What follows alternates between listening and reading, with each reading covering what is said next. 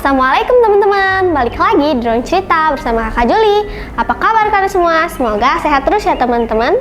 Nah, kali ini sahabat kita Aurelia akan bercerita dengan judul cerita Kisah Nabi Ayub alaihi salam. Penasaran gimana ceritanya? Silakan Aurel. Terima kasih Kak Juli. Assalamualaikum warahmatullahi wabarakatuh. Hai teman-teman semua, perkenalkan nama saya Rara Hasna. Hari ini Aurel akan menceritakan tentang kisah Nabi Allah yang terkenal karena kesabarannya. Kira-kira siapa ya? Ya, benar sekali. Beliau adalah Nabi Ayub alaihissalam. Silsilah Nabi Ayub alaihissalam adalah cucu dari Nabi Ishak bin Ibrahim alaihissalam. Beliau adalah anak dari Isyu yang merupakan saudara kembar Nabi Yakub alaihissalam. Nabi Ayub alaihissalam terkenal karena tingkat kesabarannya yang luar biasa dalam menghadapi cobaan hidup dari Allah Subhanahu wa Ta'ala. Nabi Ayub alaihissalam tinggal di sebuah daerah yang bernama Haram di sekitar Syam bersama istri dan anak-anaknya. Nabi Ayub alaihissalam adalah seorang nabi yang kaya raya di negerinya. Beliau memiliki lahan pertanian yang luas dan peternakan yang sangat banyak. Dengan semua harta benda yang dimiliki Nabi Ayub alaihissalam, beliau selalu mempergunakan hartanya untuk kebaikan, seperti bersedekah dan memberikan pekerjaan kepada orang yang membutuhkan. 20 tahun yang lalu, Allah Subhanahu wa Ta'ala memberi cobaan kepada Nabi Ayub alaihissalam. Pertama, semua tanaman dan hewan ternaknya mati karena hama penyakit. Tidak ada satupun yang tersisa. Meskipun begitu, Nabi Ayub alaihissalam tetap bersyukur kepada Allah Subhanahu wa Ta'ala dan lebih rajin beribadah kepadanya. Berikutnya, anak kandung Nabi Ayub alaihissalam yang berjumlah 12 orang meninggal semua. Nabi Ayub alaihissalam sedih karena ditinggal oleh anak-anaknya. Namun beliau tetap bersyukur dan makin menambah keimanannya kepada Allah Subhanahu wa Ta'ala sembari menghibur istrinya. Sabarlah wahai istriku, janganlah kita berlarut-larut dalam kesedihan ini. Semua harta dan anak-anak yang kita miliki adalah pemberian dari Allah Subhanahu wa Ta'ala, dan pada waktunya akan kembali kepadanya. Iya suamiku, terima kasih telah mengingatkanku, kata istrinya. Pada suatu hari ketika bangun tidur, tiba-tiba seluruh tubuh Nabi Ayub alaihissalam dipenuhi dengan luka yang tidak sedap dipandang mata. Meski begitu, beliau tetap bersyukur kepada Allah Subhanahu wa Ta'ala.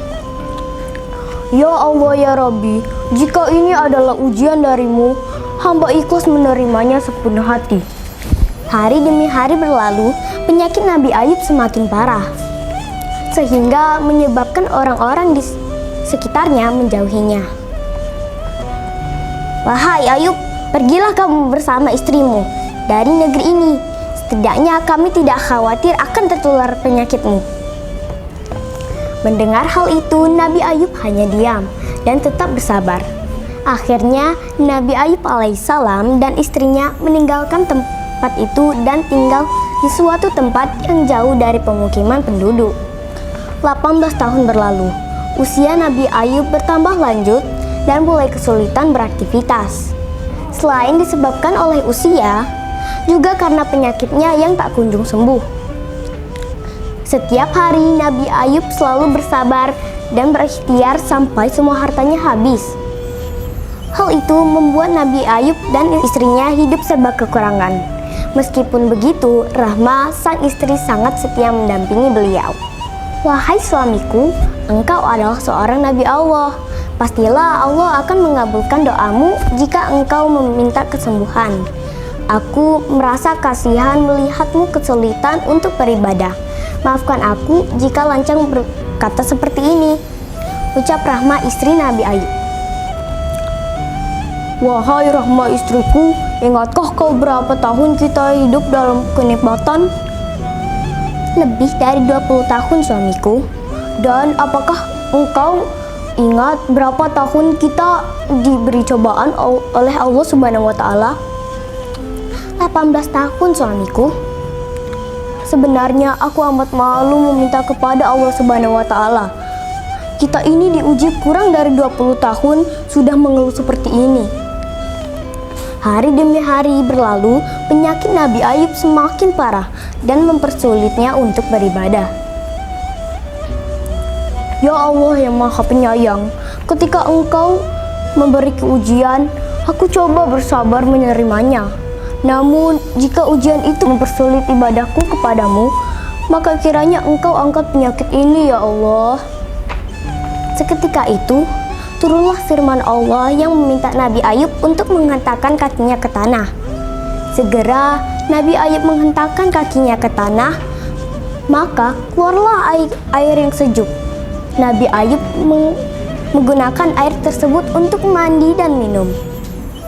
Seketika itu, hilanglah semua penyakit dari tubuh Nabi Ayub alaihissalam. Hal ini disebutkan dalam Al-Quran surat Syad ayat ke-42. Ketika itu, istri Nabi Ayub baru pulang dari luar. Dia masuk ke kamar. Ia kaget melihat sosok laki-laki di dalam kamar Nabi Ayub. "Siapakah Anda? Apakah Anda melihat sosok laki-laki yang terbaring di atas ranjang ini?" Laki-laki itu berbalik badan dan kemudian berkata kepada Rahmah, "Wahai istriku, tidakkah engkau mengenaliku? Allah telah mengangkat penyakitku dan mengembalikanku seperti semula." Alhamdulillahirrabbilalamin. Terima kasih ya Allah. Keesokan harinya, berita tentang kesembuhan Nabi Ayub alaihissalam tersebar ke seluruh pelosok daerah. Akhirnya Nabi Ayub dan istrinya kembali ke pemukiman. Nabi Ayub alaihissalam kembali menjadi orang terkaya di negeri itu. Istrinya Rahmah pun mendapat anugerah. Mereka kembali dianugerahi keturunan.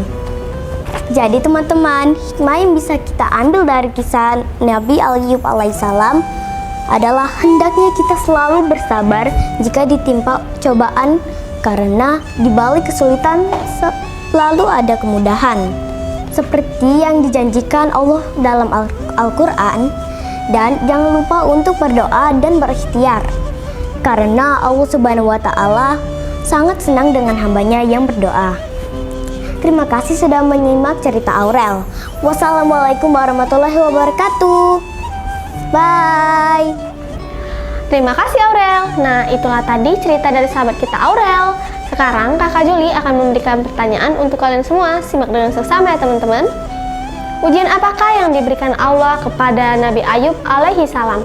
Yang tahu bisa tulis di kolom komentar. Dan untuk teman-teman di rumah yang ingin unjuk bakat atau kirim-kirim salam, bisa banget kok caranya. Kirimkan video kalian ke nomor di bawah ini ya teman-teman. Hari ini sampai di sini dulu. Ahad depan kita berjumpa lagi. Selamat menunaikan ibadah puasa bagi teman-teman yang menjalankan. Saya Kakak Juli. Wassalamualaikum warahmatullahi wabarakatuh. Dadah.